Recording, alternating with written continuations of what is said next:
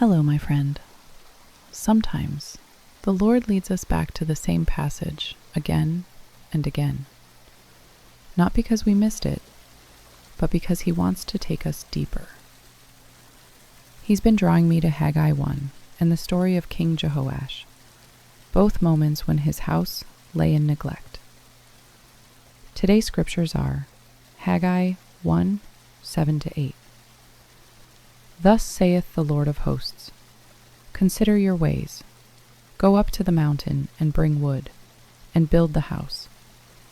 And I will take pleasure in it, and I will be glorified, saith the Lord. And 2 Kings 12, 12-5. And Jehoash said to the priests, all the money of the dedicated things, let them repair the breaches of the house, wheresoever any breach shall be found. There's a holy discontent that rises when the temple no longer feels alive inside. For Israel, it was the physical structure. For us, it's the spiritual one, the dwelling place of His Spirit within. We can pour ourselves into His work every day, doing good and noble things, yet quietly begin to neglect the inner house where His presence rests. It isn't rebellion, it's routine. The hammer keeps swinging, but the heart grows tired. And so He whispers, consider your ways. Not as condemnation, but as invitation. He's not asking for more effort. He's asking for renewal. There are times the Lord allows us to feel the ache of emptiness in our labors, not to discourage us, but to draw our eyes back to the cracks in our communion.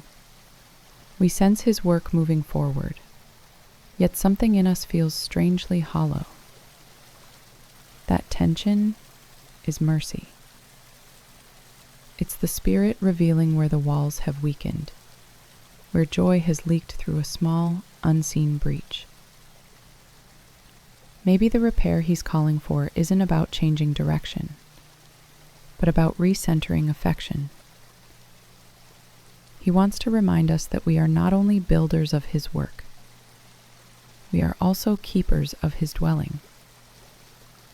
Our consistency must flow from communion, our productivity from presence. Otherwise, even sacred labor can become heavy and self-sustained. When the heart becomes weary, He doesn't discard the temple. He restores it. He calls us to go up the mountain again, to bring the timber of fresh surrender, and to rebuild the altar of intimacy where His fire once burned strong. He's not after a more polished project. He's after a breathing, listening temple.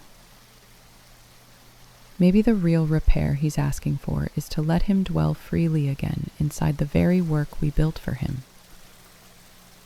To slow down enough for His footsteps to echo through our routines. To let worship rise above workflow, and stillness find its way back into the schedule. Let's pray. Lord Jesus, thank You for caring enough to stir holy discontent when my heart grows dull.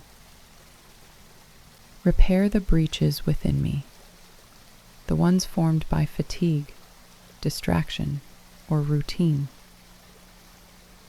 Teach me to build again with joy, to serve from overflow instead of emptiness. Take pleasure in Your dwelling place, and be glorified in me. Amen. May your heart be His sanctuary today, and may every repair become a doorway for His peace to enter and stay.